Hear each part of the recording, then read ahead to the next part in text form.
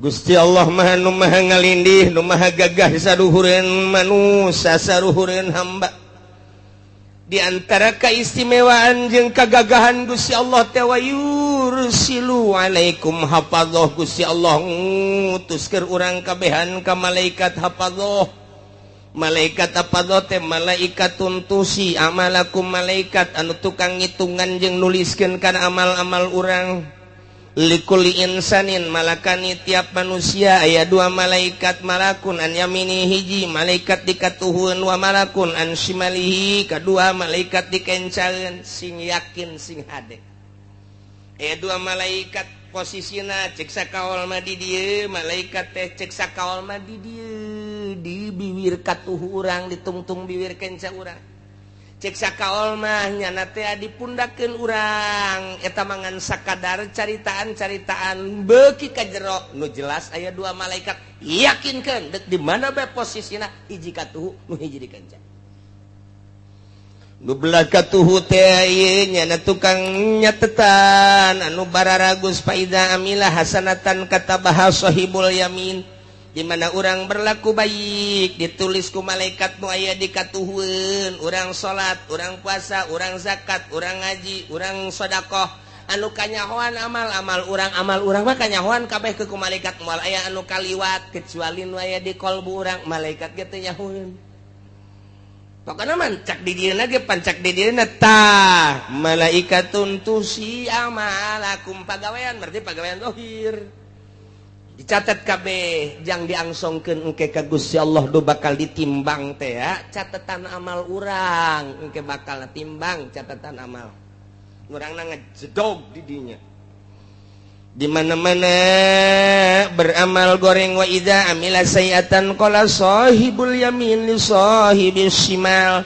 Di mana-mana urang sebagai manusia ngalaksanakeun kagorengan cek malaikat nu katuhu bebe jaka malaikat anu kenca isbir ulah waka dicatet heulana ulah waka cek malaikat nu kenca pan nyana ieu geus maksiat heula la'allahu yatubu minha sugan bae nyana tobat geus ulah waka dicatet karunya engke di akhiratna masyaallah wah rajas ketika beramal bagus langsung catet. Tapi ketika beramal goreng malaikat nu katuhu nganasehatan isbir ulah ka jatuh ulah ka cak nu kenca padi geus beramal goreng nya keula lalahu ya tubuh boting tobat ke abeh ulah aya catetanana oh geus tunggu aya Ki Haji ngabonceng Simba cak anu katuhu ulah ka catet ulah ka sabar heulanan sabar oh tobat beres balik Ki Haji seserian mantap jasa terus sabar apa ya sapeting sampai sapeting nyana teh masih seserian kan we kakarak cak nu kencak mah ya catet atuh geus ku situ mah catet tapi lamun berang nyana ngabonceng Simba ngabonceng Lampung putih gede adat penting natasi sa Gusti aduh renganan eta lain mah rom Gusti haram nyana nyekelan kacangkeng abdi aju ku abdi direm susuna karasa katonggong aduh eta jahenya gede cencekna susuna sotobat Gusti ka Gusti moal deui tuh teu dicatet kumaha teh cenah cak nu kenca teh geus tobat geus boleh catet. Lamun datang ka isuk deui nyana teh datang ka perlakuan nyana datang ka ngalakukeun can tobat ya catat Masya Allah kali mendak sing ade dua malaikat na ieulah wa yursilu alaikum hafadzah dua malaikat. Jadi akhirat buku urang aya dua hiji nu belah katuh nu hiji belah kanca dihijikeun dibuka satu persatu tet salembar demi lembar salembar demi lembar salembar demi lembar tenden di mizan timbangan nu kenca tenden di mizan engke mizan nu katuh nu ieu mizan nu kenca nu ieu beratan buku nu mana urangna aya di tengah-tengah di dieu sedengkeun timbanganana segede dunia nu deuk ditembangna segede Haji Asep leutik jasa cek urang atuh tah teu kudu gede-gede naon eta nduk nembongkeun kadahsyatan Gusti Allah buku ditimbang amal teh katuhu jeung kenca cet urang dihadapkeun ka dieu urang geus barembagan ka mana ya aduh puyang urang makanya ditonton ku manusia kabeh Haji Asep maju timbang tet cek Haji aing kumaha ieu lalakon koteng masih kena oyak-oyagan tah jelema ge mah nulukeun nu kicep-kicep ngenca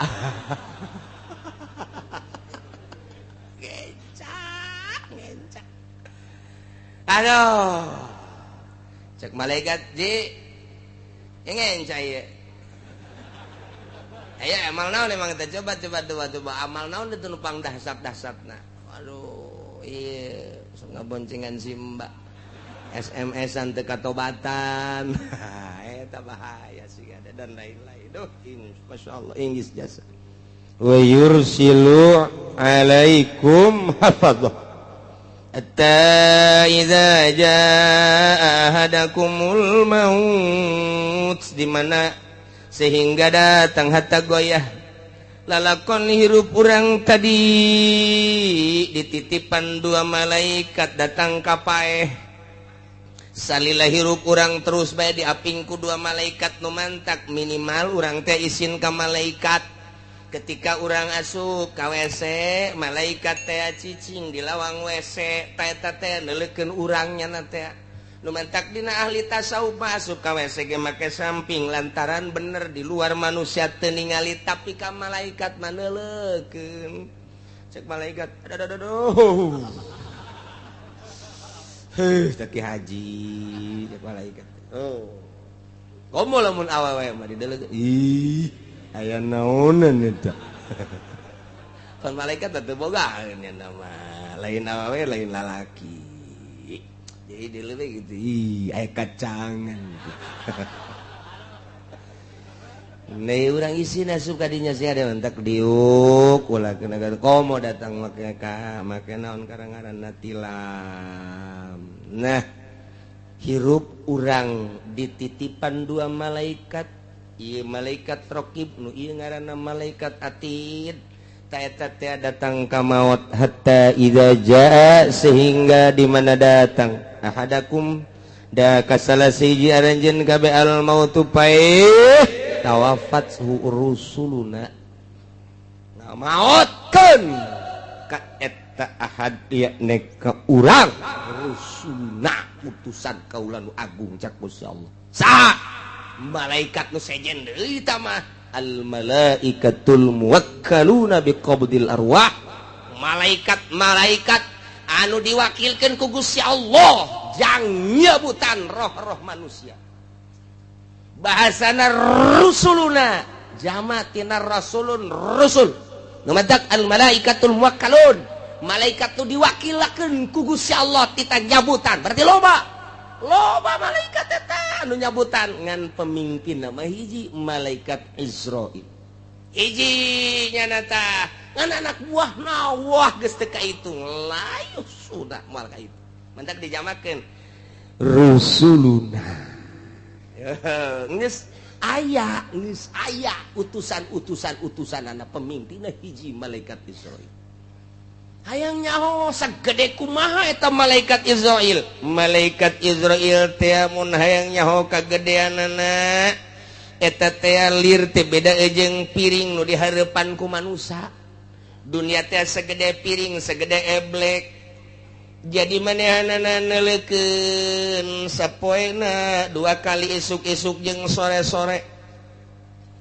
dideuleukeun ku malaikat Israil neuleuh ka lauhil mahfuz neuleuh deui ka eblekna atau ka dunya ka sore-sore neuleuh deui ka isuk-isuk neuleuh deui nu mantak dideuleuh lantaran cek mujahid ju'ilatil ardu limalakil maut misla tosti cek Kiai Mujahid ti Kangjeng Nabi dijadikan bumi pikeun malakal maut ku gedena malakal maut lir teu beda jeung ngaharupan pinggan atau ngaharupan piringnya tanawa luminha hina izin manehna bisa nyomotan langsung lantaran sagedena piring atuh deka mana sia dicomot atus piring atuh sagede piring geus deka mana sabaraha miliar manusia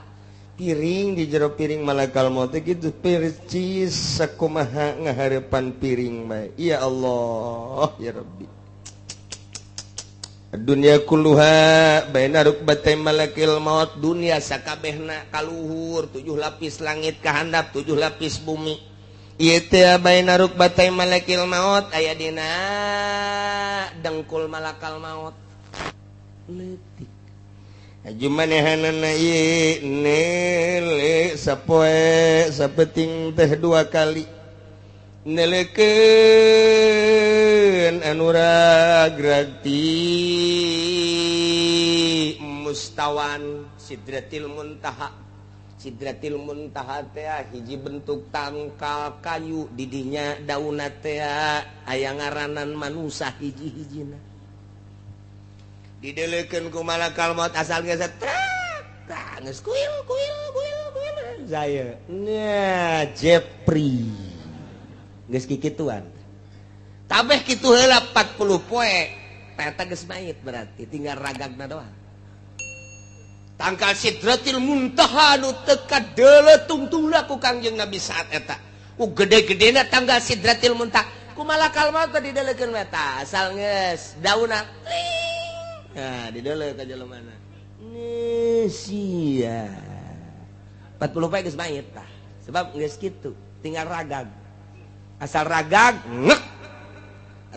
ngek tak jadi kuil-kuilan heula mentek Abdul Qadir waktu keur muriang teh waktu keur muriang geus daratang kabeh careurik cek Tuan Abdul Qadir leuleuh ka Sidratil Muntaha dibere dibukakeun hijab ku Gusti Allah ngarannyana masih manteng keneh encan kitu encan naon katukeun kitu ngaranna naon tah ngaplek encan ngaplek.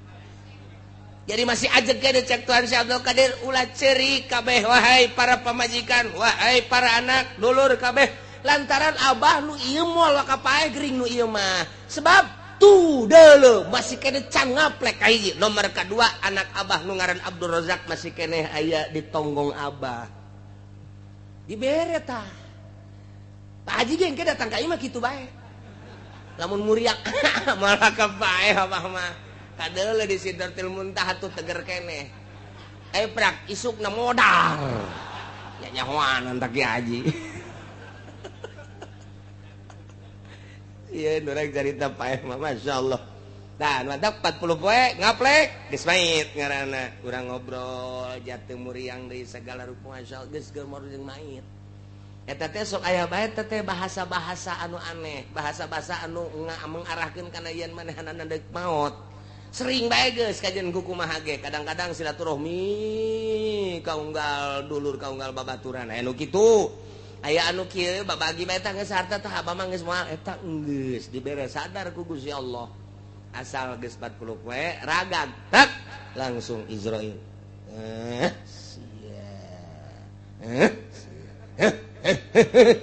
asupkeun ka kantong set eta kantong eta teh mun kurang ditarik hirup deui kantong ruh.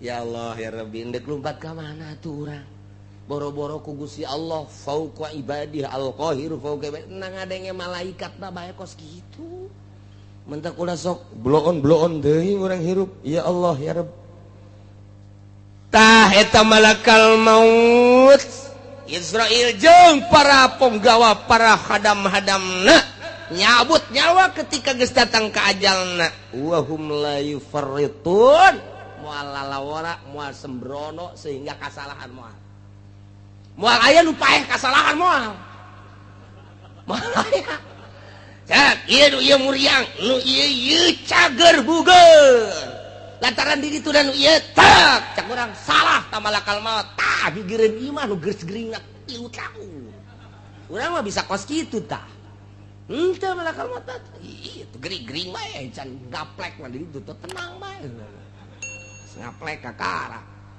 ieu sehat tinggal sehat geus gaplek cak malakal maut deuk ka mana sia deuk ka mana sia hidih jeung kabar sagala geus ngaplek bloon sia eta urang geus ngaplek itu mantak sing hade masyaallah eueuh nu kasalahan eueuh nu sembrono wa hum la yufarritun yana yuqassiruna fiha fima yumarun moal aya lalawora naon nu diparentah ku Gusti Allah can waktuna hajar bae moal aya malaikat moal aya bahaya tuh emangna polisi di urang hakim di urang jaksa di urang can waktuna ge hei ieu mah geus waktuna ge lantaran nyogok eta teu kitu nya nama la yusuna ma amarallah geus kitu kumaha tah sumaruddu ilallah dibalikeun ka Gusti Allah Allah teh maulahumul haq pengurus Gusti pemilik anu lurus anu bener pengurus anu sabener-benerna dek dinaonkeun ieu liujazihib dek dibalas ku ari mah urang diurus teh alah pengurusan majazi tah mah ke urang bebalik ke pengurus anu sabener-benerna Gusti Allah sakumaha nu baheula urang waktu di alam arwah balik deui urang ka ditu deui ka Gusti Allah tinggal kumaha babawaanana jadi di awak urang teh aya dua nomor kahiji jasad nomor kadua ruh eta teh ngasukeun roh kana jasad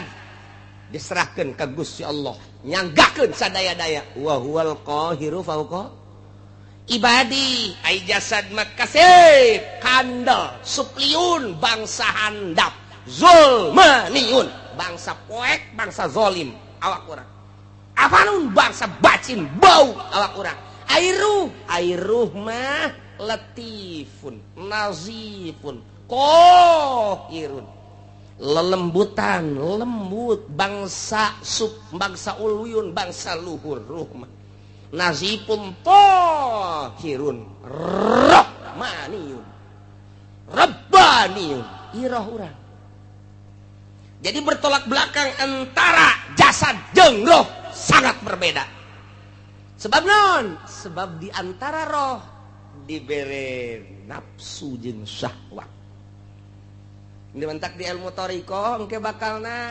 digambar awak urang teh lain sazikir-zikirna digambar aya lelembutan posisi-posisina di mana roh nu mana posisina dek naon dek dibersihkeun ruh teh sebab urang mimiti ibadah teh make ibadah zahir fikih ngaranna kemudian urang make ibadah teh qalbu kadituna make roh nah ruhani urang ke manu ibadah teh nu teu kanyahoan ku malaikat apa doh mah hancam hanya nulisan anu kadeuleu ku matanya anu kasaksian ku nyana ibadah pagawean zahir ketika geus pagawean qalbu jeung roh malaikat hafadoh ge geus teu nyahoeun hanya Gusti Allah nu mantap ketika ditimbang berat kakatuhum padahal amalna teu sabaraha malaikat ge protes Gusti jabukurna ieu sakikieuna kok bagus amat hanya aing nu nyaho cek Gusti Allah lantaran nyana nu zikir ka aing tiap nangtung tiap diuk tiap rek sare ngedeng dan lain sebagainya sia mah teu nyaho cek Gusti Allah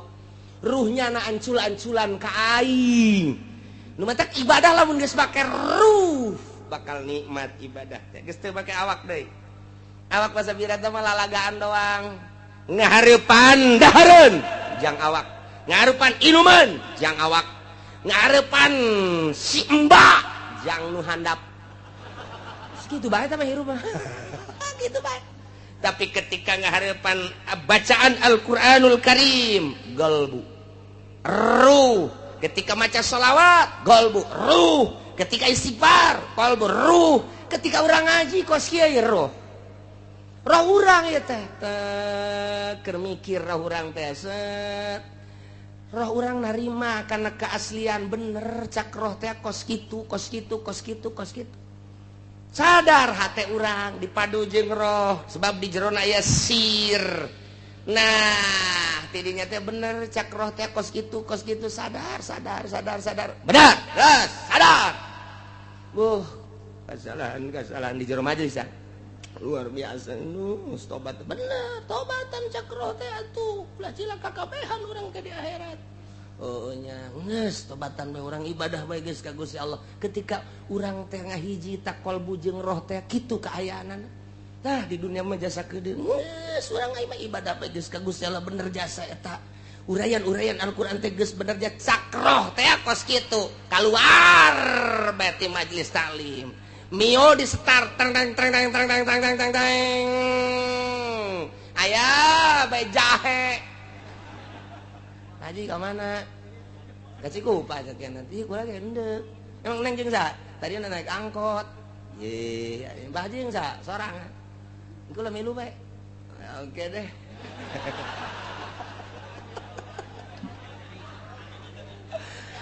Teh eta roh mata dendam roh. Tolol, goblok, cilaka sia. Cak roh, cak nafsu ya cak nafsu. Terus. Bangunna putih ya ieu mah. Cak nafsu tah hawa nafsu. Cak roh mah ulah cilaka. Roh mah pancet tadi gen nazifun, latifun, tahirun, rabbaniun roh. Menang langsung ti Gusti Allah. Pangheulana diciptakeun teh roh memeh urang aya di alpaisana 2000 tahun sebelumnya dunia roh geus diciptakeun ku Gusti Allah. Ku ari tinggal diasup-asupkeun bae. Tata cakro teh aduh cilaka ieu asana balik ka Gusti Allah. Cilaka ieu balik ka Gusti Allah. Aduh cilaka jasa yeuh. Tetep we cakawana sudah roh ieu putih tanya. Dilalaunan-keun kurang emang Mbak di mana cicinya? Di situ di Cikupa, deket Citra. Ya emang sebelahnya. Pabuaran situ. Udah lama Mbak di lama udah pindah dulu pabrik Ono baru sekarang pabrik itu ya. Lampungnya di mana Mbak? Saya Lampungnya di Krui. Jauh iya jauh makanya segen pulang. Sekira itu udah pernah kawin udah suami saya nggak bener ninggalin saya. Jadi sekarang janda saya. Pak Haji punya istri nggak? Punya sih. Atau punya juga nggak apa-apa. Emang di agama makan boleh laki-laki makan 2. Masya Allah mantap biasa. Aduh guys luar biasa muringkak bulu ujianana. Aduh. Ya Allah ada nomor HP-nya nggak? Kata terus adblot. Cakrote aduh haji cak nafsu terus asana hesen yang anu putih kos kieu hese eta mah adapun ka ditu mah atuh aing ngeunaheun terus rumah tangga mah henteu atuh tuh babari teh mah tah ngaranna milik geus dihareupeun teh mah masyaallah eta kos kitu tah keur di jero majelis iya waduh geus tobat aing geus tobat keluar ti lawang majlis deui tatobat Masya Allah nah awak kurang teh 2 roh hiji jasad hiji nu mantak ke di akhirat roh teh ieu teh nyarekanan awak goblok cak awak teh aing mah pan bagus diciptakeunna tungtungna mah ka neraka jeung aing-aingna roh kan bawa ka neraka sial jasa cak roh teh ye atuh cak teh sia teh kunaon daek bae lain hayu ka aing teh ye pan aing mah bangsa robani sia mah bangsana bangsa jismani sia mah pan sakifun berat supliun bangsa nafsul maniun tah ieu teh pan ku aing jijieun alat sia teh aing teh teu bisa daya sebab aing melatih bisana aing kanyahoan aya di awak sia pan sia ngaji ka Cilongo pan harita ku aing tah eta nu bener mah ulah ngridit urang tah eta nu akur mah pan atuh sia keluar di majelis aju ngridit deui atuh sia teh ngabejaan ribut cenah di hareupeun neraka ribut cak malaikat ulah ribut sia saruana eta mah percis bae aya jelema buta ngan bisa lempang, aya jelema neuleuh ngan teu bisa lempang. Kemudian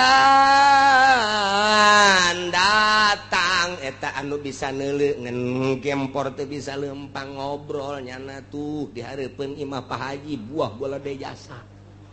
Buah-buah cak nu buta sia bisa neuleuh aing mah teu bisa apaan. Badai kumaha ge buah tuh aing mah bisa maling. Aing ge teu bisa, aing bisa neuleuh doang ngan teu boga suku. Kumaha nyokotna tuh. Neuleuh bae aing sarua bisa lempang. Aing mah bisa lempang ngan teu neuleuh. Aing mah bisa neuleuh ngan teu bisa lempang. Barengan yuk bebarengan aing punggu ku sia. Ayo dipunggu. Nu gempor ku nu buta. Nu buta na ada dampak deui kebeneran. Ayo lempang cekelah.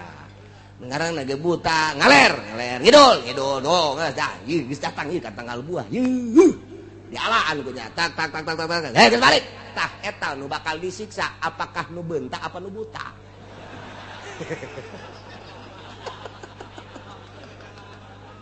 Ribut ge nu buta teh eta jeung nu gempor di hareupeun neraka ribut.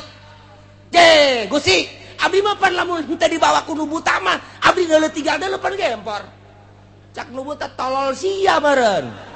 Aing bisa lempang ya aing ku sia teh dituduh-tuduh mah pasti dipunggu di aing goblok beureunanan sia. Ribut cak malaikat ulah ribut kabehan berjamaah ka neraka. Ieu ge sarua awak urang jeung roh tah dibandingkeun model kos kitu. Geus bae kabehan bae roh jeung awak urang ka neraka. Nu mantak mumpung urang dibere kesempatan ku Gusti Allah ja ieu teh bakalna sumaruddu ilallahi maulahumul haqq. Bakal dibalikan seluruh makhluk ka Gusti Allah sebagai pengurus anu sabener-benerna. Ala eling lahul hukmu. Hukum ngan nu Gusti Allah doang engke saat eta. Mana hakim nu baheula di dunia sok ngahukuman? Ka dieu sia. Hakim geus ceurik bae teh heula. Jaksa mana jaksa? Pengacara. Adieu sia. Nu baheula di dunia dibere kekuasaan hukum hakim teh jaksa teh pengacara teh termasuk polisi nu sok bawaanana termasuk pemerintah anu ngabsahkeun jeung ngawenangkeunana dipanggil ku Gusti Allah raja limanil mulkul yaum. Mana raja nu baheula kututang keteteng di dunia? Anal Malik cak Gusti Allah aing raja kuari. Ayo sia sabaraha taun sia ngarajaan di Indonesia.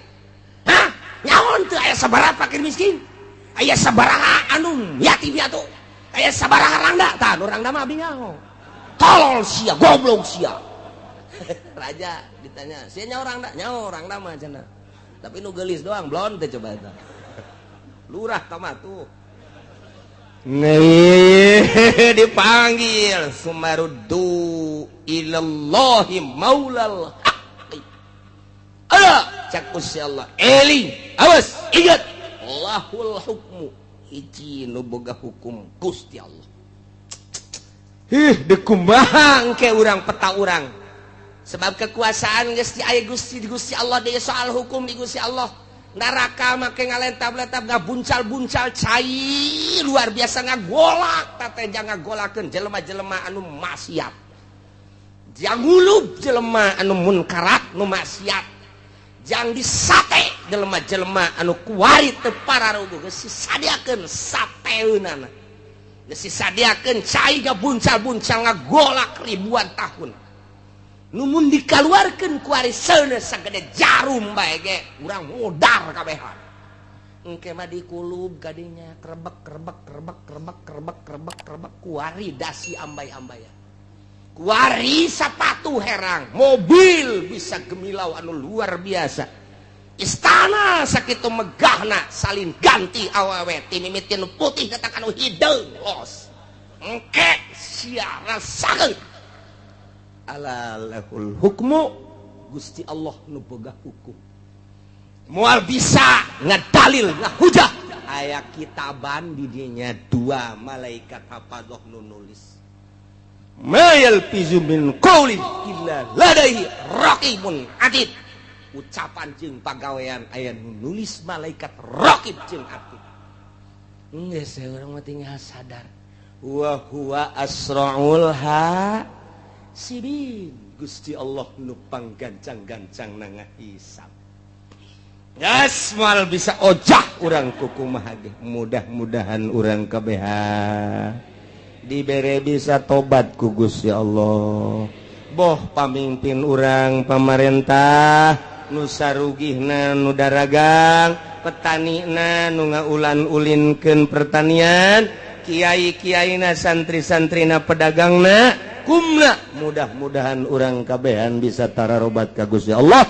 Jeung mudah-mudahan pasti Gusti Allah narima kana tobat urang sehingga urang di akhirat salamet menang ridho Allah Subhanahu wa taala. Amin ya rabbal alamin. Qul wallahu a'lam.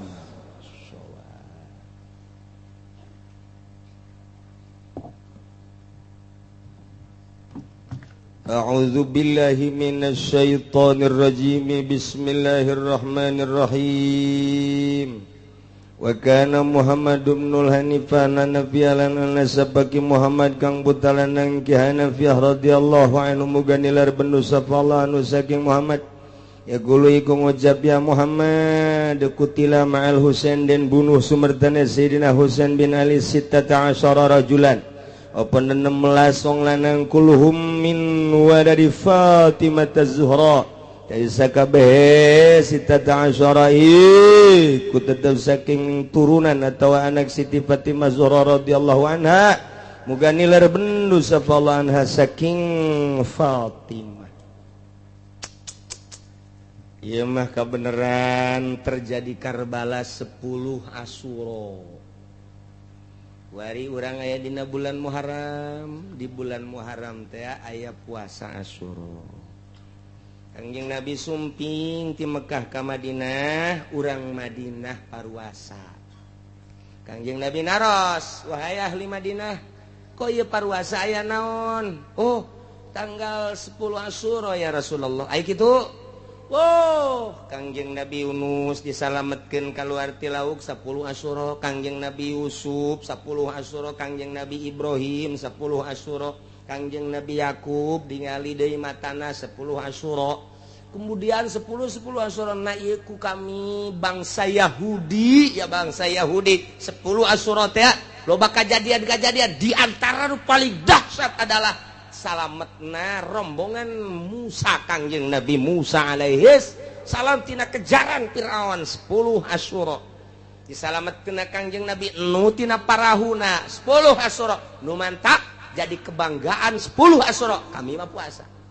Hehe, cak Kangjeng Nabi atuh kami leuwih utama tibatan anjeun. Nu mantap cak Kangjeng Nabi lamun kaula ye hirup datang ka engke deui bakal puasa Tasu'a tanggal 9 nu mantap cak Kangjeng Nabi sumu Asyura wa ma qablahu wa ma ba'da puasa anjeun dina tanggal 10 Muharram oge jeung poe memehna jeung poe entasna. Sahabat nanya kok pan Yahudi mangan Asyura dong, urang kudu ngabedaan kaya do khaliful yahuda wan nasara. Sulayaan ku anjeun Yahudi jeung Nasara. Yahudi mah puasana tanggal 10, urang jeung tanggal 9. Lamun hayang beda, ulah puasa sama sakali deui. Eta nu akur mah tah. Puasa tanggal 10, tanggal 1 Kamis, Jumat, Sabtu. Berarti tanggal 10 puasa Sabtu Asyura. Memehna Jumat ngaranna Tasu'a.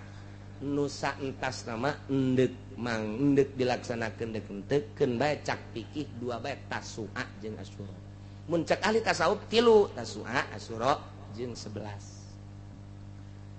Jadi urang berarti minggu hareup mah puasa Jumat, puasa Tasu'a, poe Sabtuna Asyura. Nu mantak 2 abeh beda jeung Yahudi atawa mun hayang beda ulah asana loba anu eta tah.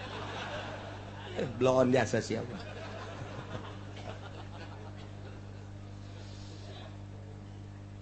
Moal kaburu mun didongengkeun Sidina Husain. Sidina Husain berangkat ti Madinah ka Mekah tanggal 2 Haji.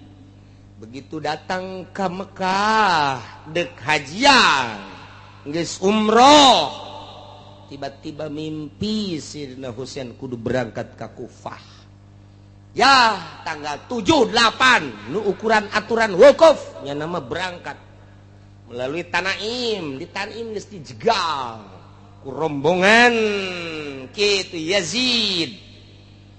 Nah iyalah tidinya langsung diskusi diplomasi luar biasa Sayyidina Husain.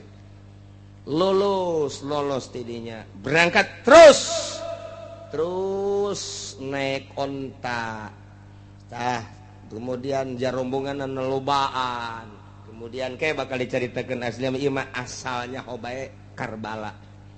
Helanan ke ceritakeun ti mimiti lahirna insyaallah kukula keur dirangkum ku ari nyokotan ti hadis ke didongengkeun supaya nu kolot ge nyaho moal kebal deui mah ieu asa ulah pahisukan bae ieu mah tengahna we helanan berangkat terus sampailah ke Kufah pantat tadina ge Sayyidina Hasan jeung Sayyidina Husain lahir mah di Madinah dibawa ku Sayyidina Ali ka Kufah nu kamari milu jeung kula ka Kufah ningali imah Sayyidina Ali lah leutik kemudian aya kamar leutik didinya dicaritakeun bahwa ieu teh kamar Hasan jeung Husain ieu kamar Sayyidina Ali ieu dapurna ieu paranti narima tamuna seorang raja gubernur saat eta Masya Allah jang narima tamuna hanya 2 meter kali 3 meter 2 ka 3 leutik komo kamar Sayyidina Hasan jeung Sayyidina Husain mah leutik jasa duaan didinya. Tadinya setelah Sayyidina Ali terbunuh kan Sayyidina Hasan jeung Husain ka Madinah. Di Madinah didinya lah Sayyidina Hasan teh kapan kita mimpin ke bakal jelas sama ieu mah singkatna bae. Terus Sayyidina Husain kita beat ka mana ye ka Muawiyah. Emang kunaon kitu ta Muawiyah ketika Kangjeng Nabi pupus anu terpilih Sayyidina Abu Bakar nyana panas padahal nyana sahabat tuh paling menonjol di medan-medan laga sebagai panglima adalah Muawiyah kunaon anu dipilih Sayyidina Abu Bakar mulai dengki ti harita tapi ieu sahabat teu meunang di luar ngaji ieu mah keur carita bae pada urangna bae ke teu meunang ngadongengkeun nya mun ngadongengkeun pada urangna bae kitu deui itu bae lanan sebab ya sahabat jeung sahabat tuh mantak sieun ge ngadongengkeun ieu mah sieun kan Muawiyah teh sahabat panglima Kangjeng Nabi tapi didinya masih keneh Sayyidina Muawiyah teh kitu nahan kasabaran ketika Sayyidina Abu Bakar Siddiq selesai tina jabatan khalifahna sugan kapake deui Sayyidina Muawiyah kunaon Sayyidina Umar nu ditaekeun mulailah Sayyidina Muawiyah di dia ngabangun kekuatan armada nyana nyieun kitu armada kekuatan jadi berarti oposisi itulah Sayyidina Muawiyah begitu ditungguan beres Sayyidina Umar nyana ngangsongkeun diri Sayyidina Utsman nu naik nah iyalah makin dendam ta Sayyidina Muawiyah balik Sayyidina Muawiyah ke Irak ka Kufah didinyalah nyeun kekuatan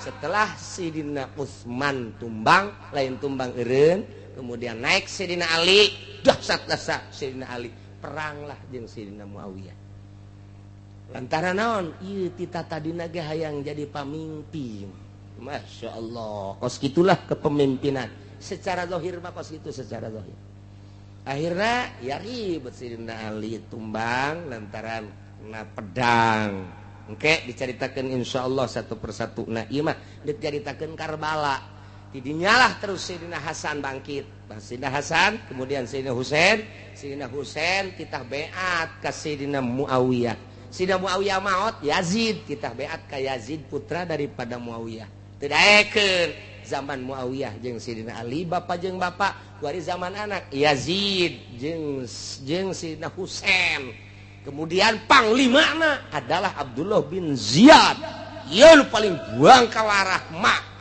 ini nyala kabur Sidina Husein ke Madinah, di Madinah terus yang kekuatan loba pengikutnya hampir luar biasa. Berangkatlah ke Mekah hasil daripada mimpi jeung mimpi-mimpi nu tadi diceritakeun kamari bahwa bakal terbunuh geus nyahoan Sidina Husein. Sebab Sidina Husein penghulu manusia anu bakal anu geus caritakeun ku Kangjeng Nabi, dua pemuda anu bakal jadi keistimewaan di sorga cek Kangjeng Nabi. Bakal katingali dua pemuda saha eta Hasan jeung Husein incu kaula. Jadinya langsung dicaritakeun dina impian bakal perang jeung bakal terbunuh geus nyahoan Sidina Husein mah. Numantak Sidina Husein mah kapan ieu teh termasuk kana kitu mursyid. Malaikat Jibril ti Gusti Allah, ti malaikat Jibril ka Kangjeng Nabi, ti Kangjeng Nabi ka Sidina Ali, ti Sidina Ali ka Sidina Husein mursyid dina thariqah. Moal aya nu kaluar ti Sidina Husein. Moal aya nu kaluar ti Sidina Husein moal aya. Ininya terus ke Syekh Muhammad Bakir. Nah, terus aya Sidina Husein teh mimpi ka Mekah. Lantaran tadi nak ke Mekah keburu mimpi deui tanggal 7 tanggal 8 berangkat nu kuduna wukuf nyana berangkat melalui Tanaim ka Kufah. Di Kufah geus disadiakeun jang peperangan ku Yazid. Jadinya beberapa hari berarti datang ke tanggal 1 Muharram masih di jalan, tanggal 2 Muharram masih di jalan, tanggal 3 Muharram sampailah tanggal 7 sampailah di Karbala. Nyen kemah-kemah ngaran-ngarana keur dicatetan ku kula saha nu milu awewe turunan Kangjeng Nabi syarifah berarti kitu keneh putra daripada Sayyidina Hasan, putra daripada Sayyidina Husein. Urang lamun ka Karbala ka ditu bakal aya di dinya teh nu mawa cai kieu bae cai ngorolok bae. Nah eta bakal dicaritakeun insyaallah Abul Fadl Abbas eta teh dulur Sayyidina Husein beda mah.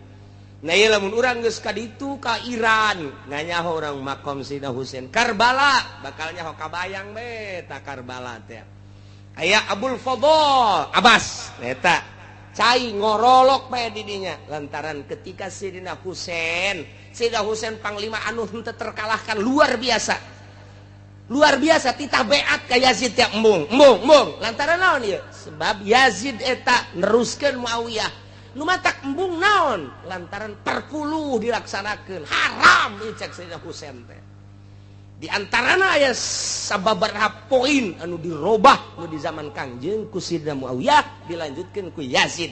Jadi berarti merangan batil Sayyidina Husein teh. Hargai kaula sebagai incu Muhammad, incu Rasulullah. Anjeun geus karobah hukum-hukum menang ti bapa kolot kaula. Kula mah datang ka Irak ge moal kudu beat kanu ngaran Yazid. Satungtung Yazid ngalaksanakeun luar aturan Al-Qur'anul Karim. Masya Allah. Tidinya lah terus yang tenda ayeuna perang. Sapoe istimewa Sayyidina Husein. 2 poe loba nu gugur. Katilu poe tanggal 10. Tanggal 9 Sayyidina Husein leungeun nu kencana geus potong. Kasorekeunana ieuna kenapana? Geus kadi bercucuran darah. Istirahat Sayyidina Husein lantaran wah perangna geus eueuh tanding.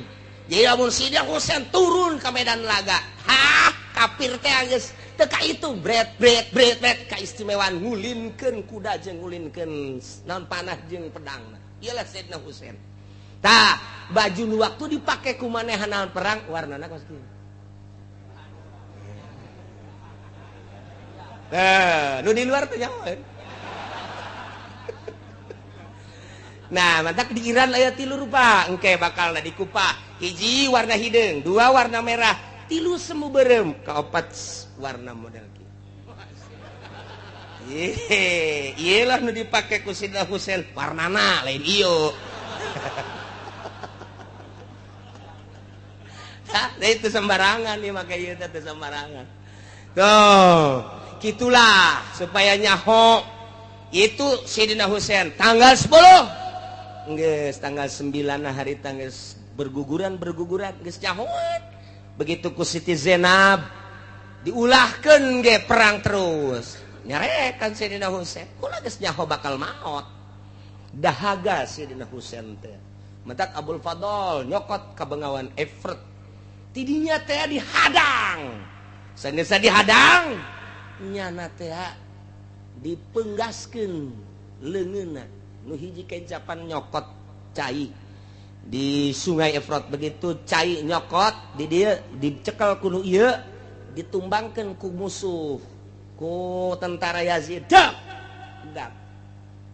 kusungut kusungut tah tinggal ieu nyokol make kuda ieu geus eplek-eplekan kusungut nah ku ari ieu da belah ieu blas tinggal make ieu doang nyana teh padahal nyana ge dahaga tapi nyana teu wani nginum lantaran Sayyidina Husain can nginum naon sababna nu matak teu wani nginum nyana lamun nginum maknya nyana seubeuh Sayyidina Husain ieu mah dahaga maknya miheulaan Sayyidina Husain teu sanggup nyana teh kitu naon ngaranna ngeunah nginum seger di atas penderitaan batur sakitu keur perang masih keneh nyana teh tanaon karena adab-adaban datang ka dinya ya dianggeuskeun bae langsung ceger tumbang nu nginum saurang-urang acan nu mentak lambangna ke di Karbala cai gitu diais ka dieu ngorolok ka dieu ketika kula zarah ka ditu ditanyakeun aya cai naon urang ditu lagi hampir teu nyarahoeun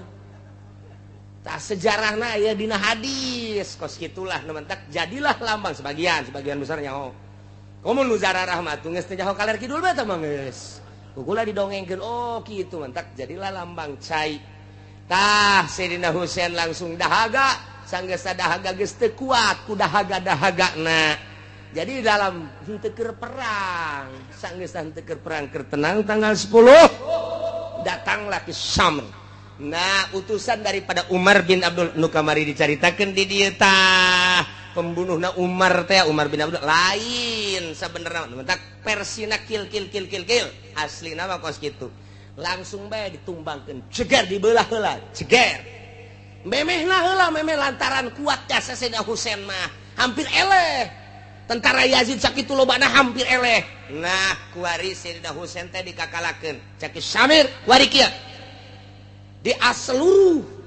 seluruh arah urang panah ieu Husain jadi dipanah di seluruh arah kaler kidul wetan kulon dipanah cep geus beres ngaguling nyana turun dibelah heula di dina jeger geus dibelah langsung nyana neuleus surga seuri nyana teh bahkan Kangjeng Nabi geus nyawean cak Kangjeng Nabi cak Kangjeng Nabina ieulah janji Gusti Allah nu pernah ku Abah dicaritakeun bahwa anjeun bakal jadi syahid cak cenah ambis jasa ngeunah jasa hayang hirup deui hayang perang deui pohara jasa tadi kitu-kitu ge urang mun titah perang embung bae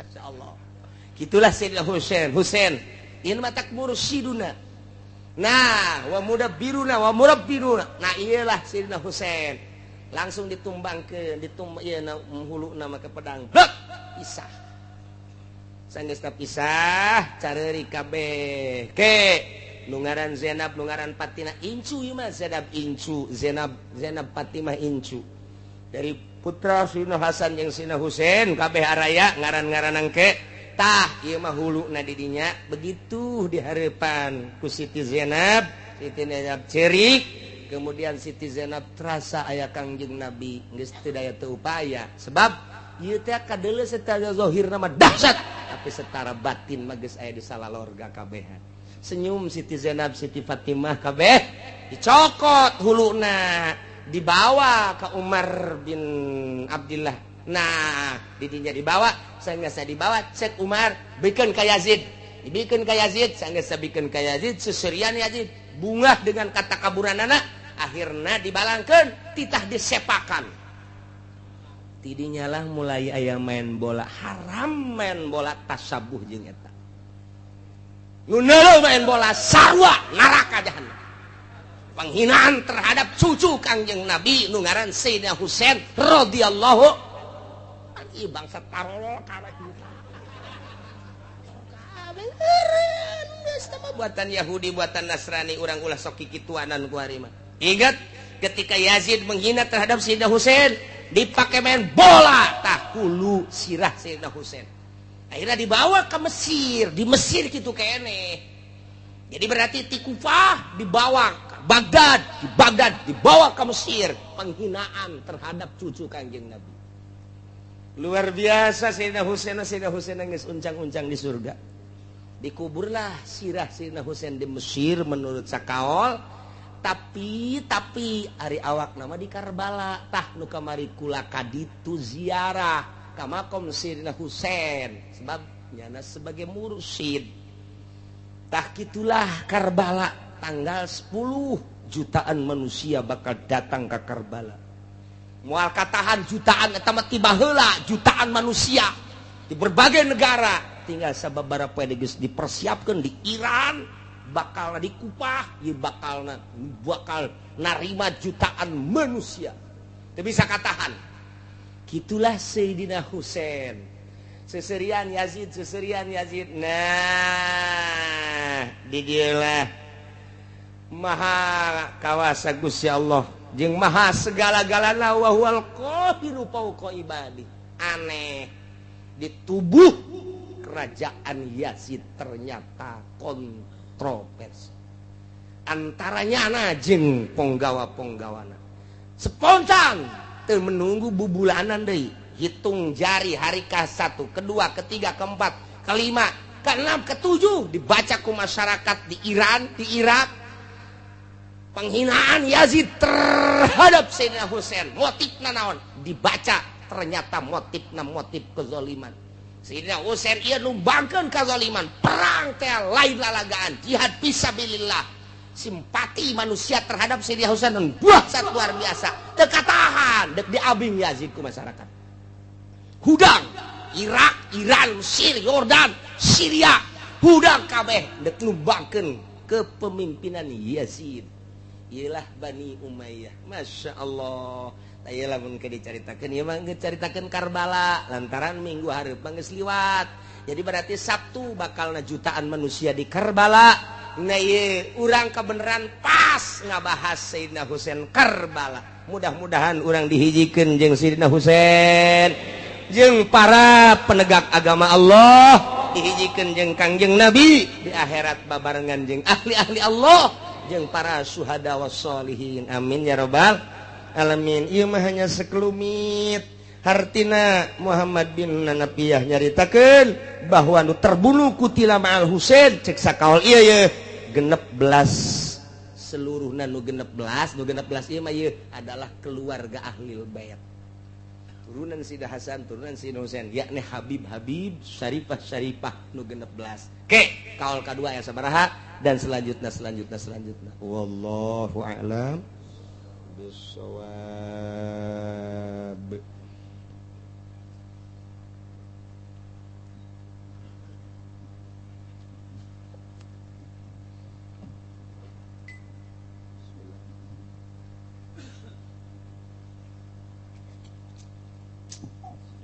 Allahumma salli wa sallim ala sayyidina Muhammadin fil awalin wal akhirin wa barik wa sallim wa radiyallahu ta'ala an sadatina ashabi sayyidina Rasulillahi ajma'in. Amin ya Allah ya rabbal alamin. Allahumma ihdinas siratal mustaqim. Allahumma ihdinas siratal mustaqim. Allahumma ihdinas siratal mustaqim siratal ladzina an'amta 'alaihim minan nabiyyin siddiqina wa syuhada'i wa sholihin wa hasuna ulaika rafiqa dzalikal fadlu minallahi wa kafa billahi alima wa salli wa sallim ala jamil anbiya'i wal mursalin. Alhamdulillah.